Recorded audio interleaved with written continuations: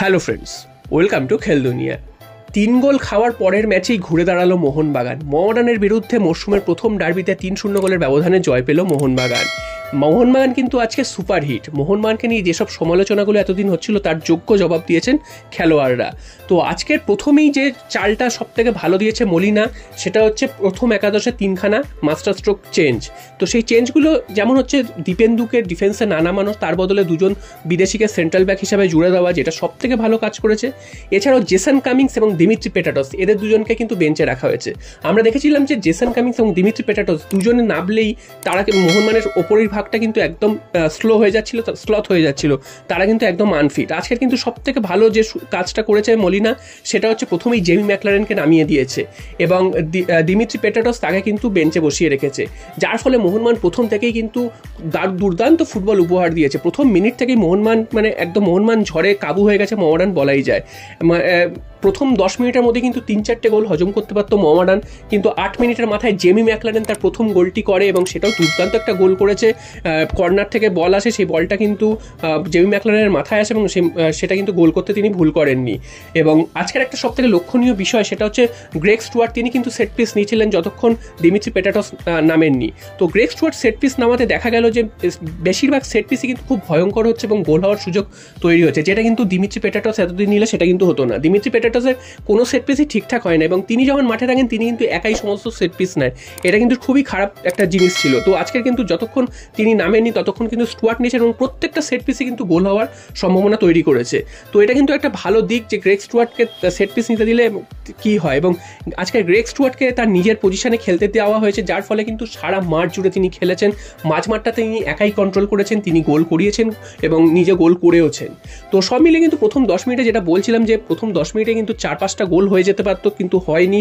সেখানে মাত্র একটা গোল হয়েছে এবং তারপরে কিন্তু মোহনবাগান একতরফাভাবে খেলে গেছে এবং প্রত্যেকটা মুভেই কিন্তু গোল হবে এরকম একটা সিচুয়েশন তৈরি হচ্ছিল। তবে মোহনবাগানের বাকি প্লেয়ারদের ব্যর্থতা, অর্থাৎ লিস্টন কোলাস ও মনবীর সিং, এদের ব্যর্থতার জন্য কিন্তু গোলগুলো মোহনবাগান পায়নি। না হলে কিন্তু লিস্টন কোলাস ও মনবীর সিং যে হারে গোল মিস করেছে তাতে কিন্তু খুবই খারাপ একটা বিজ্ঞাপন, এবং পরবর্তী ম্যাচগুলো এদের কতটা কনফিডেন্স ঠিক থাকবে সেটাও কিন্তু দেখার। উল্টো দিক থেকে আজকে ডিফেন্সকে কিন্তু প্রশংসা করতেই হয় এবং ডিফেন্সে যেভাবে 2টো সেন্ট্রাল ব্যাক বিদেশিদের নামিয়ে দেওয়া হয়েছিল, টম আলডেট এবং আরেকজন বিদেশি, তো দুজনেই কিন্তু দুর্দান্ত ফুটবল খেলেছেন। আজকে বোঝাই যাচ্ছিল যে দীপেন্দু খুবই ভালো প্লেয়ার, প্রতিশ্রুতিমান প্লেয়ার, অল্প বয়সী, তবে দীপেন্দুর ওপর একার ওপর এতটা ভার দিয়ে দিলে কিন্তু মোহনবাগান ডিফেন্সটা বারবার কোলাপস করছিল এবং 2জন সেন্ট্রাল ডিফেন্ডার এত ভালো খেলেছে বলে 2টো উইং ব্যাক, তারা সুভাশিস বোস এবং আশিস রায়, দুজনেই কিন্তু বারবার ওভারল্যাপ করতে পেরেছে। এবং আজকের সব থেকে ভালো লেগেছে সুভাশিস বোসের খেলা, তিনি কিন্তু 2টো অ্যাসিস্ট করেছেন এবং একটি গোলও করেছেন। তো এই যে অ্যাসিস্ট এবং গোল করতে পেরেছেন সুভাশিস বোস, তিনি কিন্তু এতদিন পারছিলেন না, এই কারণে তিনি যখন উঠে যাচ্ছিলেন তখন কাউন্টার অ্যাটাক হলে মোহনবাগানের ডিফেন্স কিন্তু খুলে যাচ্ছিল। তো সেই জিনিসটা আজকের হয়নি বলে তিনি নির্দ্বিধায় উঠতে পেরেছেন এবং নামতেও পেরেছেন। তো এটা একটা ভালো দিক এবং মোহনবাগানের আজকের খেলাটা কিন্তু সত্যি দুর্দান্ত হয়েছে। ফার্স্ট হাফের মধ্যে 3-0 গোলে মোহনবাগান এগিয়ে যায়। একটা সময় মনে হচ্ছিল ফার্স্ট হাফেই হয়তো প্রায় 7-8টা গোল হয়ে যাওয়ার কথা, কিন্তু 7-8টা গোল হয়নি। তোমাদের বারবার বলছি যে মোহনবাগান ডিফেন্সের ব্যর্থতা, ফরওয়ার্ড লাইনের বাকি প্লেয়ারদের ব্যর্থতার জন্য কিন্তু এটা হয়নি। এছাড়াও জেমি ম্যাকলারেন, তিনিও কিন্তু সুযোগ পেয়েছিলেন, তিনিও কিন্তু গোল করতে পারতেন, তিনিও পারেননি। আর সুভাশিস বোস, তিনি কিন্তু একটা দুর্দান্ত গোল করেছেন ফ্রি কিক থেকে, সেটাও কিন্তু ভালো গোল। এবং 3 নম্বর গোলটা গ্রেগ স্টুয়ার্ট তিনি একাই নিয়ে গেলেন, একা নিয়ে গিয়ে দূরপাল্লার একটা শট মারলেন এবং গোল করে দিয়ে চলে গেলেন। 45 মিনিট অর্থাৎ হাফ টাইমে 3-0 গোলে ফেরে মোহনবাগান এবং হাফ টাইমের পর থেকেও কিন্তু সেই মোহনবাগান ঝড় অব্যাহত। মোহনবাগান আজকে প্রায় খেলতেই পারেনি। যে মোহনবাগানকে নিয়ে এত প্রশংসা হচ্ছিল, মোহনবাগান এত ভালো ফুটবল খেলছে, সেই মোহনবাগান আজকে কোথায় কি? তারা কিন্তু প্রথম 45 মিনিট বা প্রথম 50 মিনিটের মধ্যে তারা একটা শট গোলে রাখতে পারেনি বা এমন একটা মুভ তৈরি করতে পারেনি যেটা থেকে মোহনবাগান গোল খেতে পারে। তারপরের দিকে কিন্তু মোহনবাগান একটু খেলাটাকে স্লো ডাউন করার চেষ্টা করে এবং তারা কিন্তু তারপর একটু বল হোল্ড করে খেলছিল, যার ফলে কিন্তু মোহনবাগান তখন একটু কিছুটা অ্যাটাক তাদের বিরতি হয়।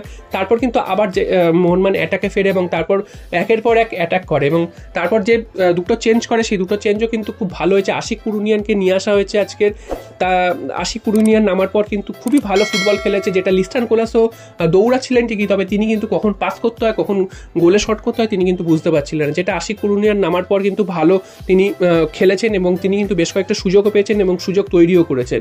এবং মনবীর সিং এবং আশিক কুরুনিয়ান, এই মনবীর সিং সিং এবং লিস্টান কোলাসো এই দুজনকে কিন্তু আরও ইমপ্রুভ করতে হবে, কখন বল ছাড়তে হবে, কখন বল ধরতে হবে, এবং নিজেরা যদি এতটা সেলফিশ হয় সেক্ষেত্রে কিন্তু দলের ক্ষতি।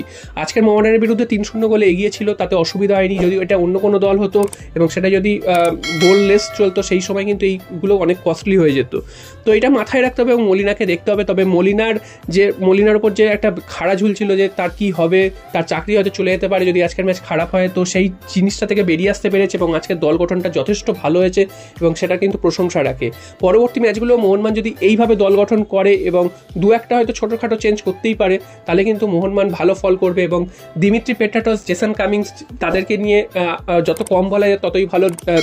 জেসন কামিন্সকে তো আজকে নামায়নি এবং দিমিত্রি পেট্রাটস নামার পর কিন্তু সেই একই ধরনের খেলা, একই ধরনের স্লো খেলা, তিনি মিস পাস করছেন, বল ঠিক মতন পাস করতে পারছেন না, কোনো সেট পিস পেলে তিনিই মারতে যাচ্ছেন এবং সেই সেট পিসগুলো একটাও ঠিক মারতে পারছেন না, বল উড়ে বেরিয়ে যাচ্ছে বা বল অনেক দূরে গিয়ে পড়ছে। তো এইগুলো কেন তিনি মারতে যাচ্ছেন সেটাই বোঝা গেল না। স্টুয়ার্ট তখন মাঠে ছিল, স্টুয়ার্টকে মারতে দিচ্ছিল না তারপর।